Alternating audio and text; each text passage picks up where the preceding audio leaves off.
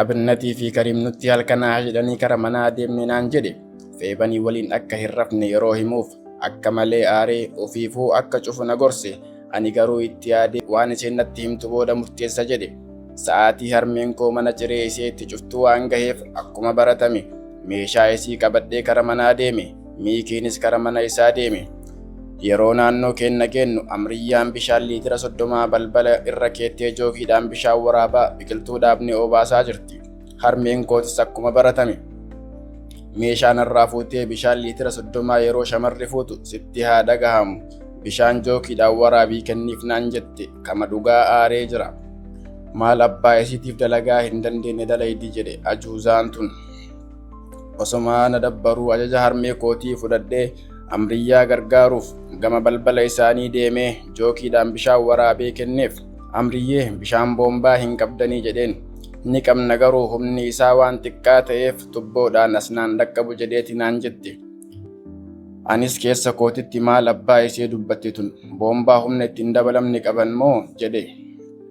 Aaree ilaalee bishaan obaastee yeroo fixxu ilkaan ishee kan shiboodhaan hidhame ilaalaa akka ati maal hin balleessineef ilkaan kee shiboodhaan hidhan jedheen. Kolfaa akka ati yaaddee miti naan jette ilkaan koo wal qixxeessuufi malee. Ahaa ilkaan kee jajallaa ture jedheen.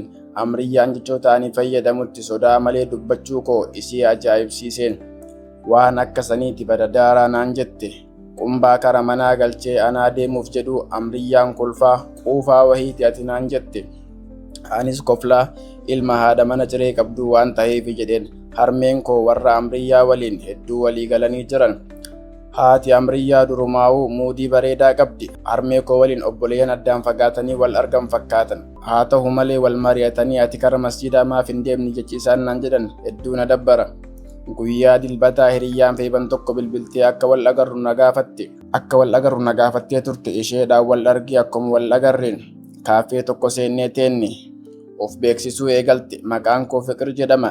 Hiriyyaa feeban kan dhugaati naan jette. Meebii mana barumsaati ishee fuudhuu yeroo dhuftu na arguu hin ooltu naan jette.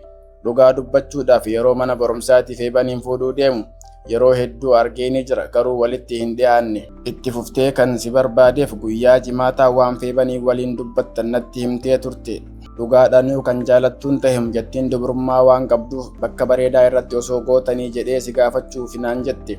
Waan isheen jette waan naan galiniif bakka bareedaa yeroo jettu naan galle jedheen. Bareedaa yeroo siin jedhu dubartii tokkoof yaadannoo hin dagatamne dubrummaa ishee bakka itti dhabde hoteela bareedaa yaadannoodhaaf ta'uu siin jechuu barbaadeeti. Isheen sitti himuu waan sodaatteef naan jette. Akka anaa fi ati wal agarrellee isheen hin beektu naan jette. Anis kolfaa kanaafuu gaaficha irratti walii galtee jirti garuu godhuu irratti mormiin ishee guyyaa san firaasha lafaa irratti godhuu waan hin barbaadaniifi jedheen. Isheenis kolfaa amma sirritti siif galee jira naan jette. Mucattii ija guutuu dhallaalee guutumaan guututti waraana Naayijeeriyaa wayii fakkaatti. Garuu waan nama hawwatu wayii qabdi osoo hiriyyaa feeban tahuu baatte ni amansiisaan ture. Dhugaa dubbachuudhaaf ani dubartii waliin rafuuf hoteela yookaan reesturaantii deemuu hin barbaadu garuu hiriyyaan ishee waan mallaqaa hin yaadin ishee bira ni jira waan naan jetteef malee. Galgala feebanii fi shamarran feesbuuka gubbaa waliin haasawaa halkaneessa akka haati koo nan dhageenyeef barreeffama qofaan keessummeessa. Samoona kana Kariimiidhaan mallaqa siif galcham jetteen suni mallaqa baankiidhaan waan galchitee jirtuuf birrii taanee jirra. Waan baatii guutuu itti ifaajan akkanatti nuuf galchuun isaanii hedduu na ajaa'iba. Waan itti ifaajan tokko fuudhanii nama hin beekneef kennan gara laafummaa akkamiiti kun.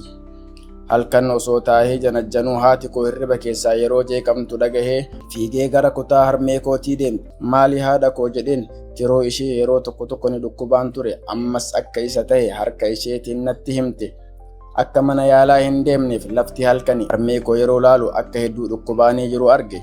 Makiinaa abbaa Amriyyaa akka gaafadhu yaade yeroo saniif harmee koo irraa wayyaawee hanga isheen raftutti ishee cinaa taahee eegeen. Yeroo hirribni ishee fudhatu arginaan kara kutaa bultii kootii deebi'ee janajjanaa koo itti fufe.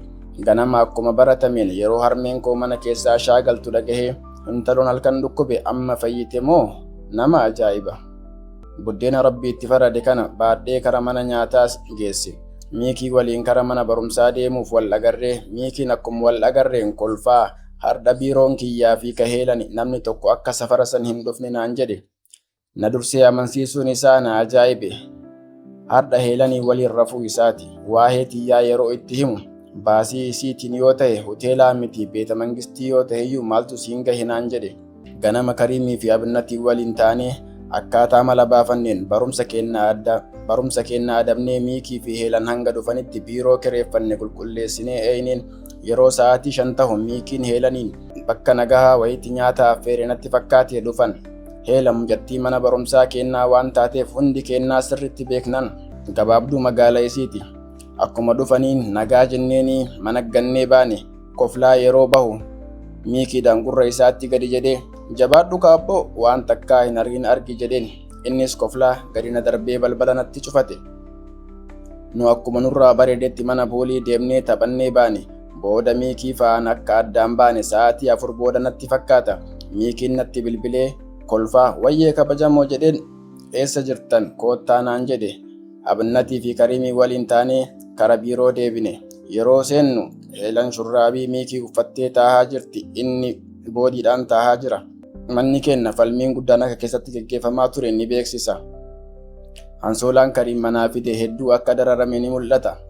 Xiqqoo teennee eega haasoynee booda sa'aatiin feeban mana barumsaa itti baatu waan gaheef deemuuf ka'e. Miikiinis Heelaniin geggeessuuf uffata isaanii jijjiiratanii waliin baane. Heelaniin geggeessee mana puuliitti akka na eegu natti himee addaan baane.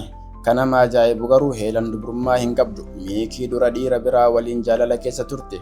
Akkuma feebaniin argeen saalfachuu ishee irraa kan kahe ol jettee ija keessa na laaluu saalfatte.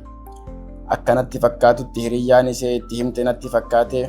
Isheen garuu anaa miti ka ergeennaan jette. Anis kolfee yaada kee natti himi kaa jedheen. Guyyaa dhaloota hiriyyaa ishee kabajuuf soodaree guyyaa sanbata xiqqaa deemnee dilbata akka deebinu yaadinaan jettee natti himte. Baasiidhaaf hin yaadin hiriyoonni koo hunduun waliin jiran waan ta'eef baasiin tokko si yaakeessinnaan jetti. Yaada ishee guutumaan guututti hayyee gadheen. Ani dubartii waliin rafuuf birrii guddaa baase jedhanii akka Miikiin faanatti hin ashoofneefi malee mallaqa shamarran biyya Arabaa irraa elmanne ni qaba ture. Itti fufa.